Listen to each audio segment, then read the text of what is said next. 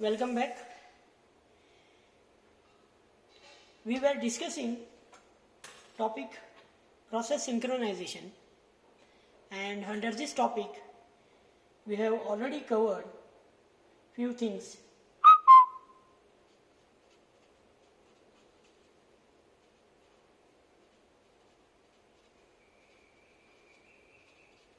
Like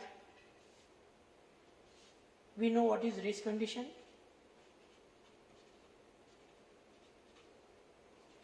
we know what is critical section problem, we have already done characterization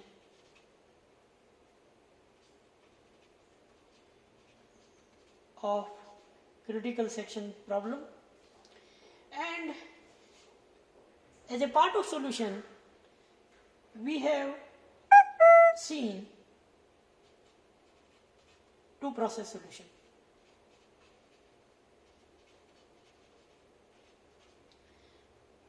Remember, two process solution algorithm is also famous as Peterson's solution or Peterson's algorithm. So question can be asked on two process solution, or question can also be asked as Peterson's algorithm. So now from here we are going to move ahead, and today we are going to discuss n process solution.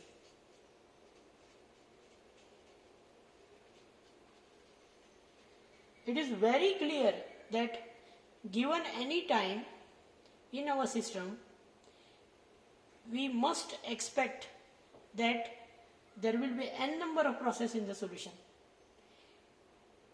We just can't say that only two processes will be there. So what solution we have achieved is a solution which is of no use practically. It is just a POC done. So we will try a algorithm which will suffice the requirement of critical section problem, and the algorithm is n process solution. So given a moment in a system, we can expect n processes. So all the n processes must be synchronized, and to see how we can achieve this, we are going to study a n process algorithm, which is also called as Lamport's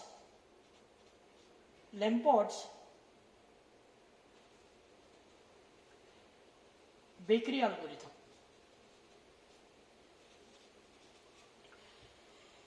So sometimes it is called as n process solution algorithm, sometimes it is called as Lamport's algorithm, sometimes it is called as bakery algorithm, sometimes some examiner may also call it as Lamport's bakery algorithm. It is one and the same, and you all should take note of this. So do not get confused. These all three names belong to same algorithm. So let's study Lamport's bakery algorithm, which is nothing but a n process solution.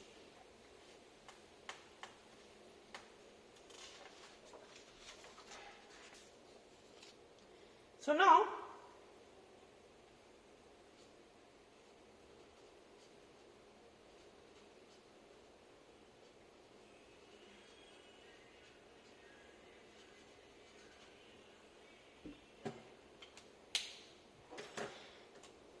let's consider there are four processes: P0, P1, P2 and P3. So there are four processes with ID 0, 1, 2 and 3, and every process will have a unique token. Let the token for each process be 0. In the initial stage, let the token of every process be 0. Okay. So now what is done is, whichever process which want to enter into the system, whichever process, there are 4 processes, whichever want to enter into critical section, first it will try to acquire the token. And once it acquires the token, it will try to enter into critical section for execution. So how token is generated?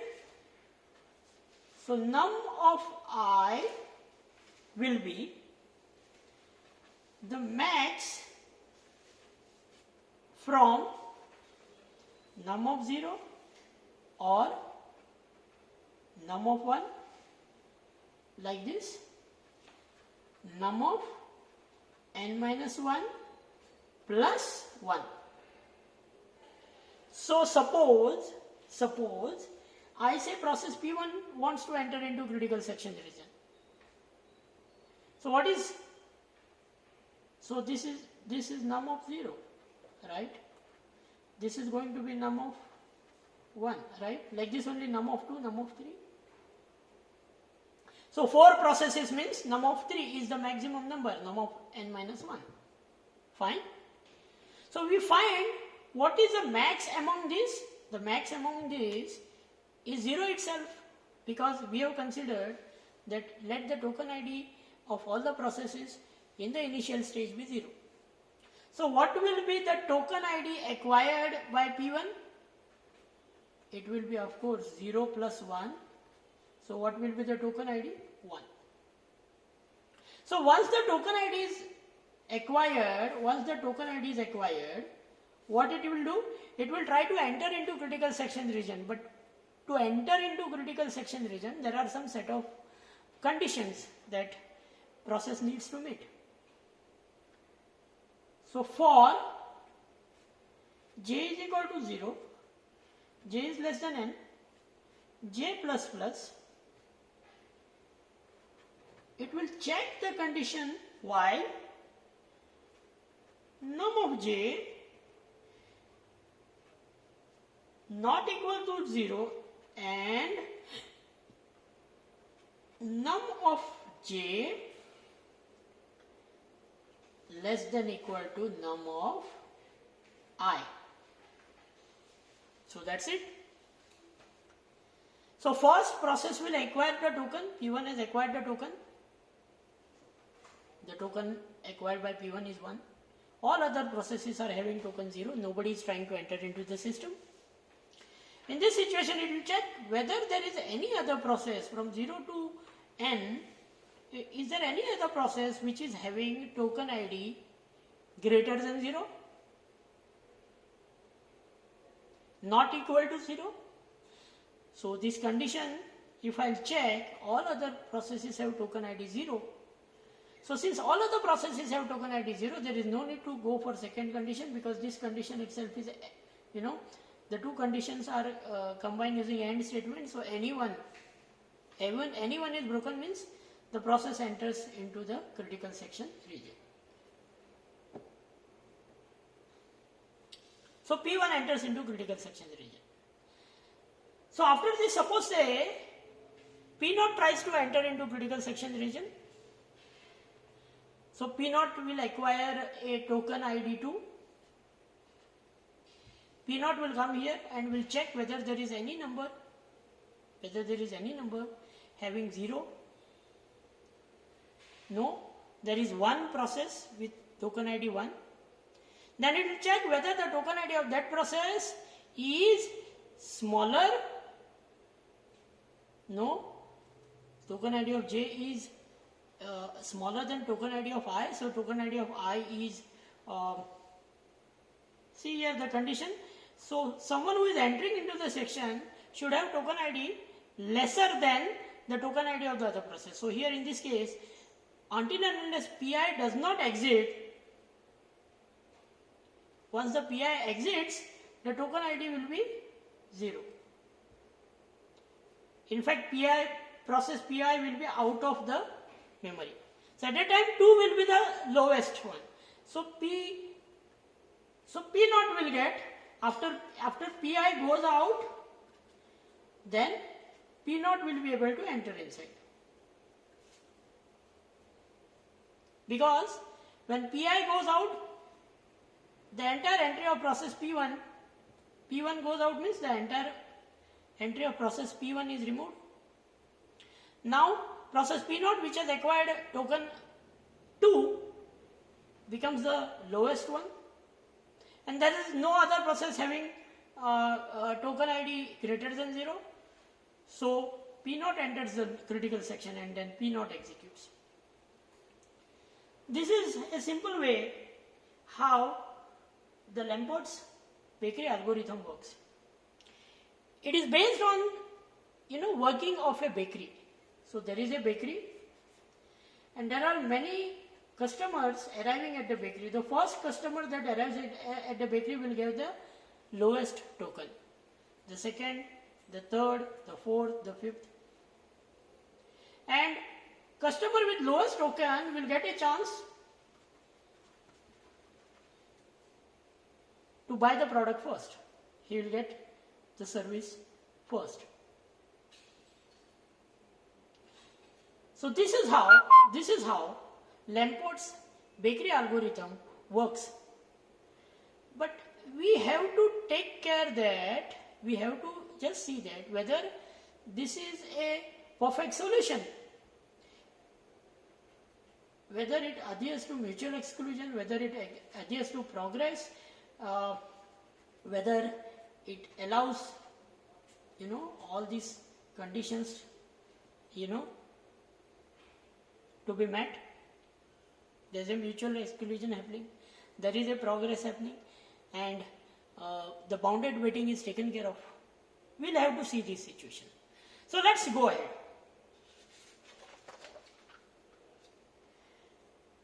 So we will consider a situation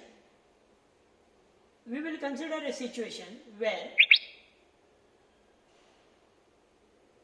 let's say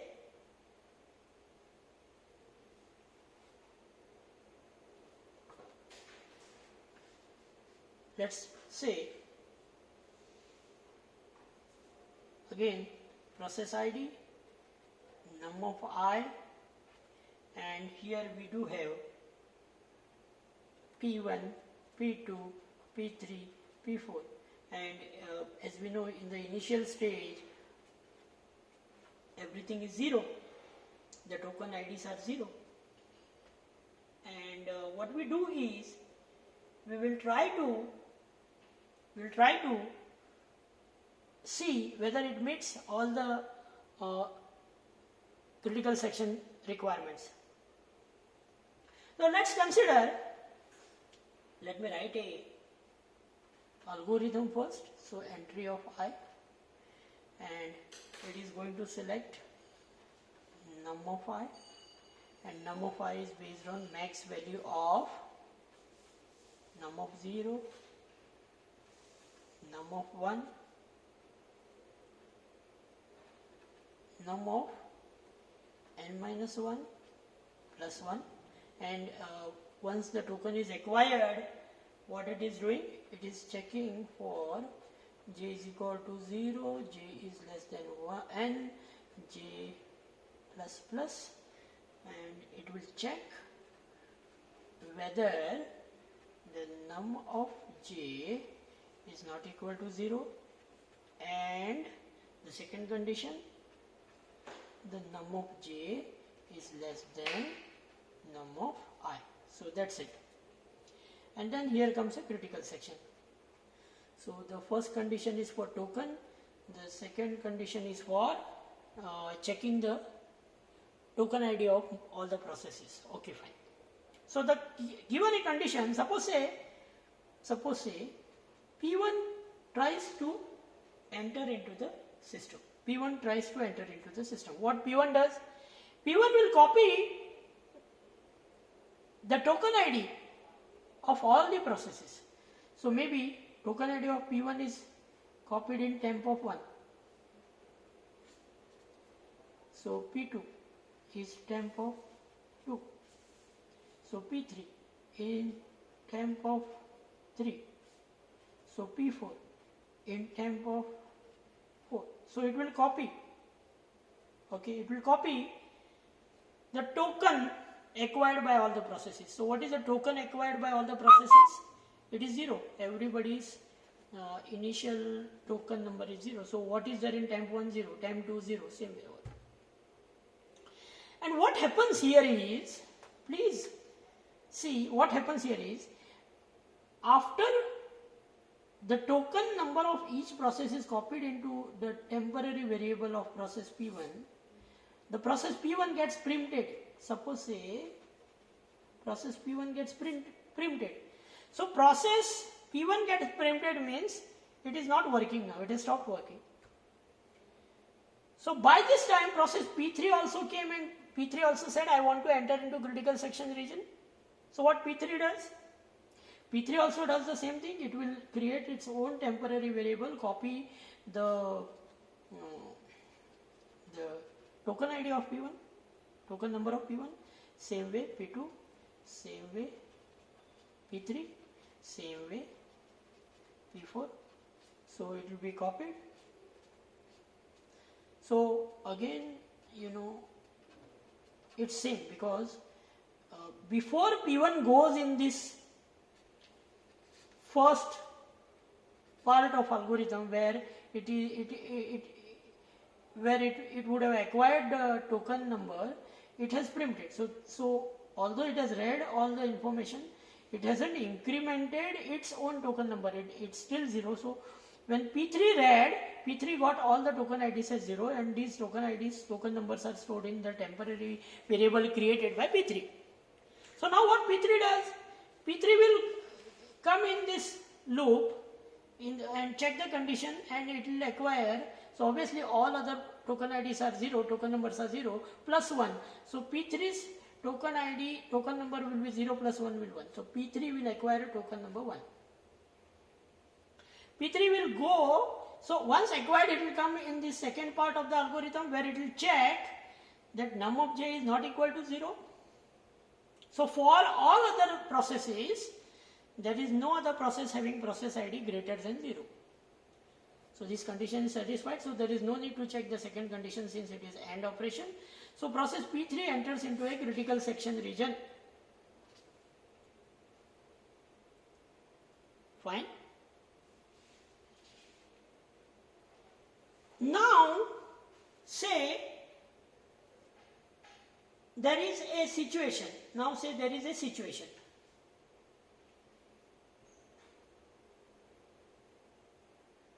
What is the situation? Situation is, suppose say P3 has read the information and P3 is executing here, checking the condition, and while suppose say P3 has not yet entered into a critical section region. Suppose, let's consider P3 has not yet entered into critical section region. P3 is just checking this condition, and while P3 is checking this condition, P1 started executing. P1 was preempted, no? So suppose a P1 again started executing. So P1 knows that process num token ID of every process is 0. So P1 will also calculate the token ID as 1. P1 will also calculate token ID as 1. And we have considered a situation that P3, which has already computed token ID as 1, is just checking this statement, and when P3 is checking this statement, the first condition itself, whether there is any other process which is having token ID not equal to 0, so it found that yes, there is a P1 process having token ID 1. Okay, and if I'll go and if P3 goes and check the second condition, the token ID of I and j, P1 and P3 is equal, it is not less. Similarly, process P1 which has acquired a token ID 1, the way P3 got blocked because P3 cannot go inside. There is one more process which which is having a token ID greater than 0 and token ID happens to be equal to that of P3's token ID.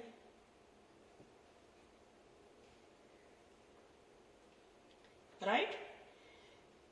And eventually P1's token ID is also 1. So there is a possibility that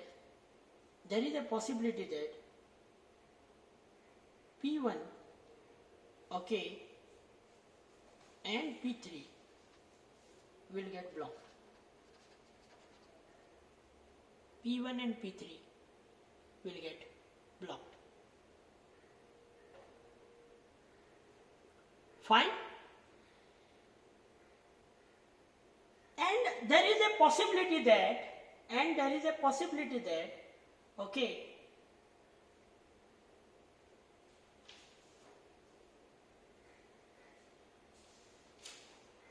both the processes will be in critical section region at one time. So the condition of mutual exclusion is violated.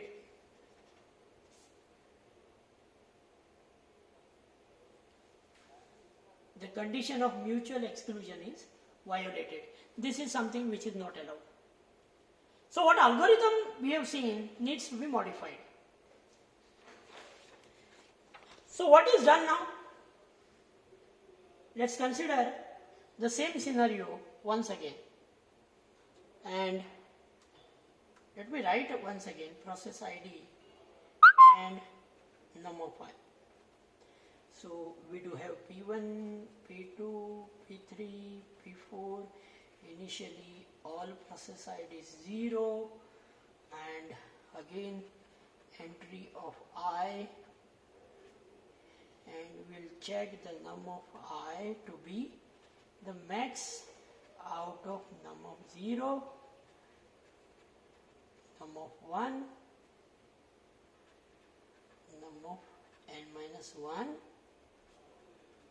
and for j is equal to 0, j is less than n, j plus plus, we will have a condition while where num of j not equal to 0 and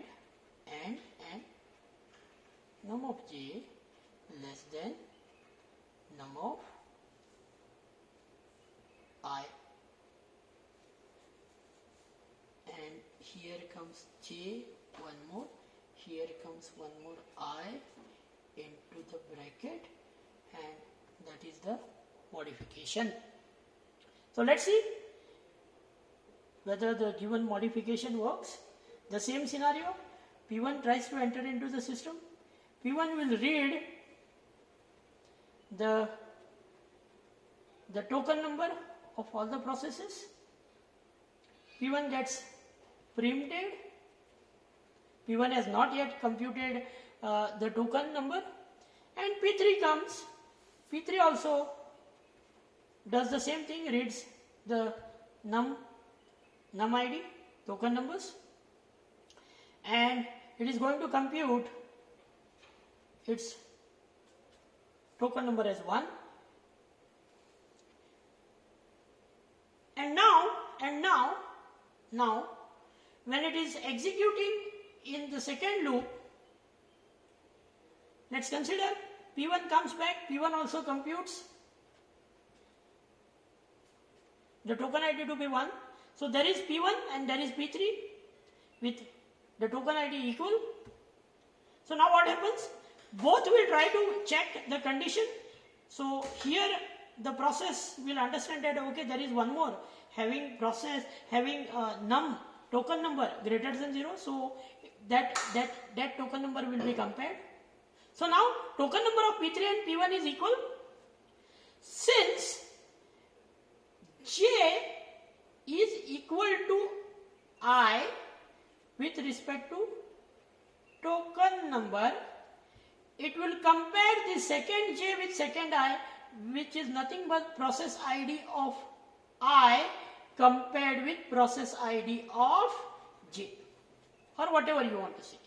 So now the process ID of P1 is 1, process ID of P3 is 3. Obviously 1 is lesser than 3. So who enters into a critical section?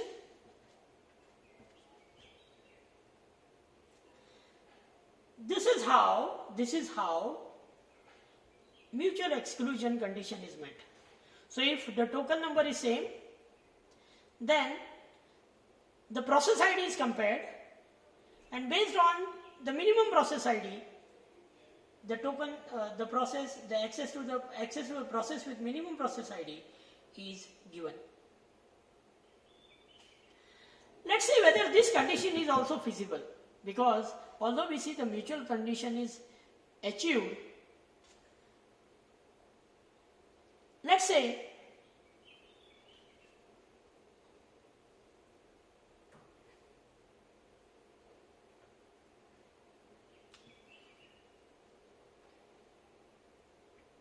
let's check the next condition. Okay.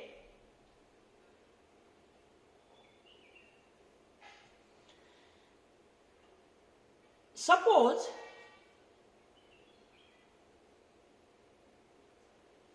process P3, will consider a situation just to confirm whether it really meets the requirement.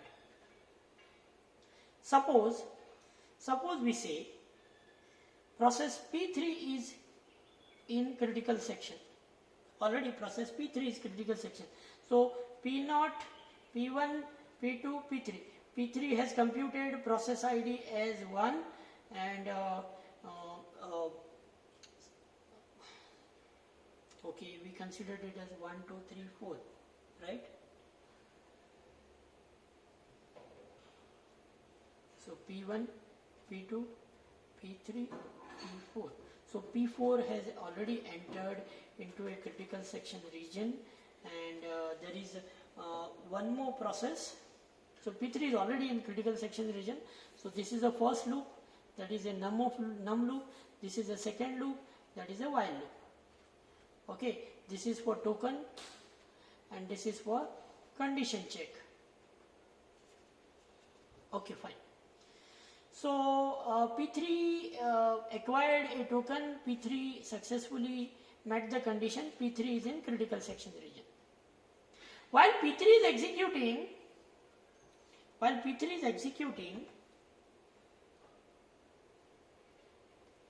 okay, we will consider a situation first.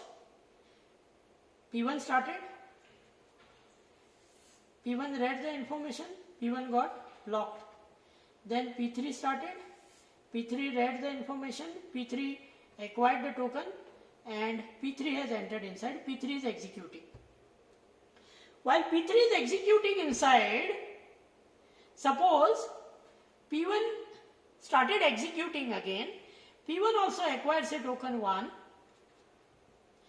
P1 acquires a token 1, P1 comes and checks the condition here, P3 is already in critical section region, and what condition we are checking in while loop?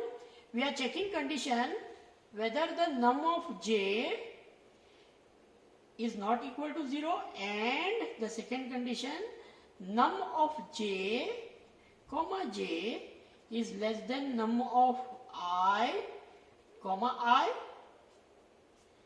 So so this is the while condition that I am looking for. So if I'll just check this condition here, I can see there is one more process. So I'll come here, I'll check both the processes who acquired the same process ID, and process ID of P1 is 1 and process ID of P3, which is already executing in critical section, is 3. So P1 also enters into the critical section region. Is it a problem? Yes, it's a big problem. See, the entire aim is we should not allow two processes to enter into a critical section, and this primary condition itself is violated. So something must be done in order to avoid such conditions. That is why this algorithm is further modified. Okay, and let's go ahead and see the final modified version of N process or Lamport Bakery algorithm. So what we saw? We saw initially that there is a possibility that two processes will acquire same token ID, token number, and if they acquire same token number, they'll get blocked. So in order to distinguish between two different processes, we have added a process ID in comparison with token ID, token number. So now if in case the token number is same, we started comparing it with process ID. So process with less token ID will enter into the critical section. But we have seen one more condition, that there is a possibility that two processes may enter into a critical section and it may create a problem. Thus it is violating the first and the most important condition of critical section. So as a part of solution, something needs to be done, and one more variable was added to the data structure of this algorithm, and here it goes. So again I'll write the same thing. There is a process ID, there is a num ID, and one more variable is added, that is choosing of I. So I do have process P1, P2, P3, P4, and initially, as usual, the token ID will be 0 and choosing will be always false. So this is a Boolean type of variable, and it will be having two possibilities of Boolean values, that is true or false. So initially it is marked as false for all the processes. So now the algorithm that is considered, okay, in this situation also is modified as considering an additional data structure, that is entry of I. We will make choosing for that I is equal to true, and then we will go and say num of I is equal to max of num of 0, num of 1, num of n minus 1 plus 1, and once I am done acquiring the token, I will make choosing of I is equal to false. And then comes my next condition for j is equal to 0, j is less than n, j plus plus, and the condition is the same condition while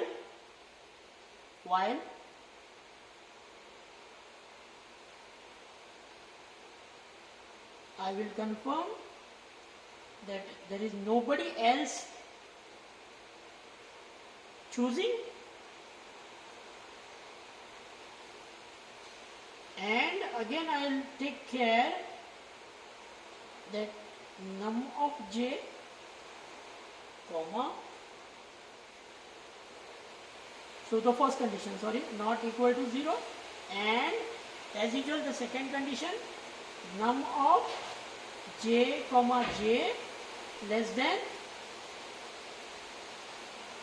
num of I comma I,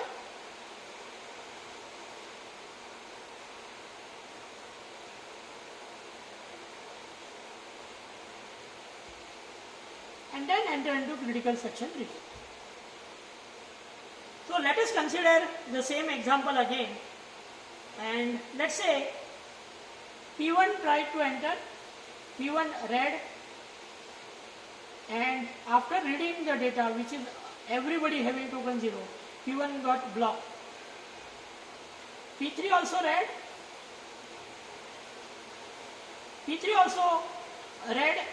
the token of everybody and computed token to be 0 plus 1. So P3 acquired token 1. So here P3 acquired token 1. So what happened was, when P1 read the information, P1 was about to calculate a token, but P1 got blocked. But when P1 got blocked, when P1 was calculating the token, P1 has already made choosing is equal to true. The same way, P3 also made choosing equal to true. Fine. So what is that? P1 has got blocked. P1 has not reached this stage, but P3 could reach this stage. Since P3 could reach this stage, okay, P3 has made its flag false, and when P3 is checking,